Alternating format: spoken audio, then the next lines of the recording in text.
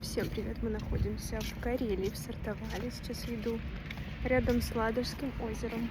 Мы решили попробовать уху по-фински. Еще решили попробовать пельмешки с форелью, но Даня их уже почти съел.